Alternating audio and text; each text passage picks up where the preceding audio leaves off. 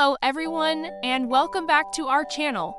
Today, we're diving into a story that proves kindness can be found in the most unexpected of places. It's a tale about a clever fox and a tiny, lost chick, a story that will warm your heart and maybe even change the way you see the world. So grab a comfy seat and let's get started.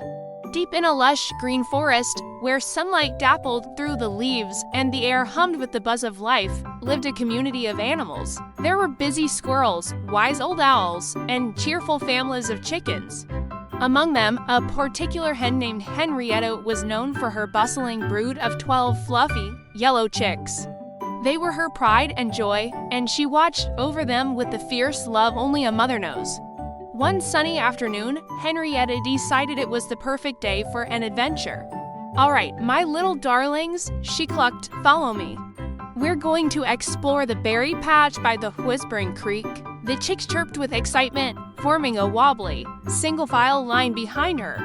They waddled through tall grass, their tiny feet pattering on the soft earth. One of the smallest chicks, a curious little fellow named Pip, was especially thrilled.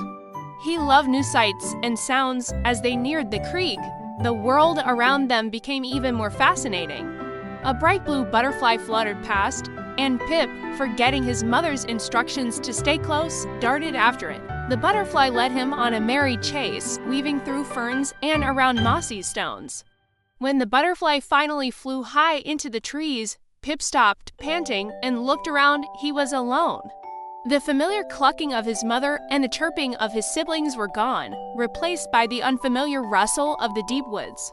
A wave of fear washed over him. He was lost. Meanwhile, a fox named Fletcher was taking his usual afternoon stroll. Fletcher was known throughout the forest for his sharp mind and even sharper eyes. Most animals kept their distance, whispering tales of his cunning. He wasn't mean, but he was a fox, and old habits die hard. As he trotted along a winding path, he heard a faint, distressed sound. Peep dot dot dot, peep dot dot dot. It was a tiny, desperate cry.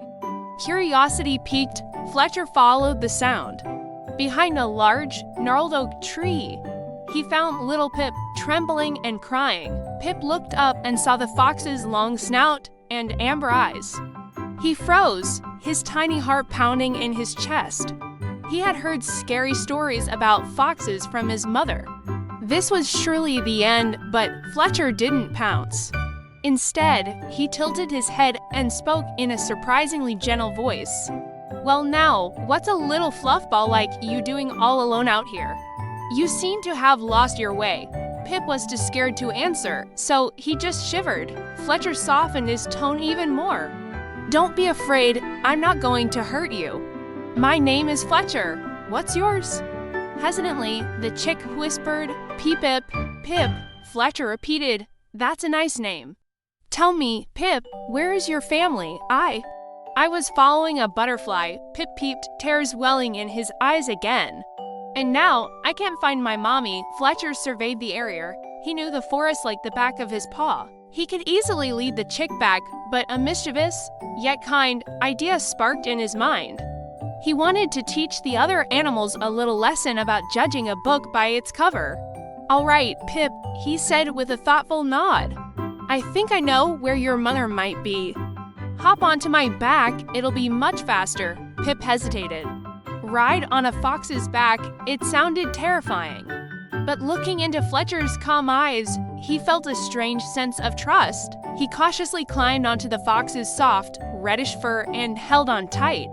And with that, Fletcher set off at a steady trot, not towards the berry patch, but towards the heart of the forest community.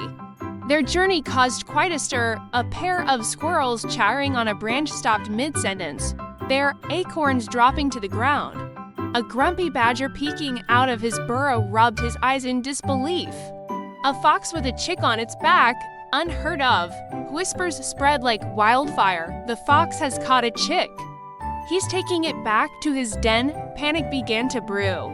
Meanwhile, Henrietta was frantic. She had counted her chicks at the berry patch and realized Pip was missing. She searched everywhere, her calls growing more desperate with each passing moment. The other animals joined the search, their faces grim. They all assumed the worst. It must have been the fox, muttered a rabbit. Fletcher was seen near the creek earlier. Just as the sun began to set, casting long shadows across the woods, a figure emerged from the trees. It was Fletcher, trotting calmly into the main clearing, with Pip perched safely on his back, looking around with wide, curious eyes. A collective gasp went through the crowd of animals. Henrietta rushed forward, her heart in her throat, ready to defend her baby. "Pip," she cried out, "Mommy." Pip chirped, sliding down Fletcher's back and running into his mother's wings. Henrietta hugged him close, checking him all over. He was perfectly fine. She looked up at Fletcher, her expression a mixture of confusion, relief, and suspicion. What is the meaning of this?" she demanded, her voice trembling slightly. Fletcher sat down, wrapping his tail around his paws. He looked at Henrietta, then at the crowd of animals who were staring at him with suspicion and awe. "I found him near the oak tree by the Whispering Creek," he explained calmly. "He was lost and scared. I simply brought him home." A hush fell over the forest clearing. The animals looked at each other, then back at the fox. They had been so quick to assume the worst, to let their fear and prejudice guide their thoughts. They had judged Fletcher based on his reputation, not his actions.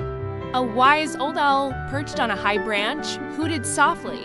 "It seems we owe you an apology, Fletcher. We misjudged you." Henrietta, her eyes filled with gratitude, stepped forward. "Thank you," she clucked, her voice sincere. "You saved my son."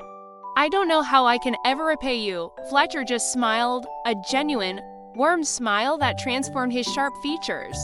"Seeing him safe with his family is all the thanks I need," he said. "Perhaps now you lions all see that a fox can be more than just a cunning hunter." From that day on, things in the forest changed. The animals no longer scurried away when Fletcher passed by. Instead, they greeted him with friendly nods. The squirrels offered him nuts, and Henrietta would often save a few juicy berries for him. Fletcher had not only returned a lost chick, but had also found something he didn't even know he was looking for: friendship and acceptance. And little Pip, he never forgot his adventure. He learned to listen to his mother, but he also learned that heroes come in all shapes and sizes, and that kindness is a language everyone can understand. The story of the fox and the lost chick became a legend in the forest, a gentle reminder to always look beyond appearances and to find the good in others. And that's the end of our story for today. It's a beautiful message, isn't it? Sometimes, the greatest acts of kindness come from the most unexpected sources. Thank you so much for joining me. If you enjoyed this story, please give this video a thumbs up and don't forget to subscribe to the channel for more heartwarming tales. We love having you as part of our community. Until next time, take care and remember to be kind. Bye for now.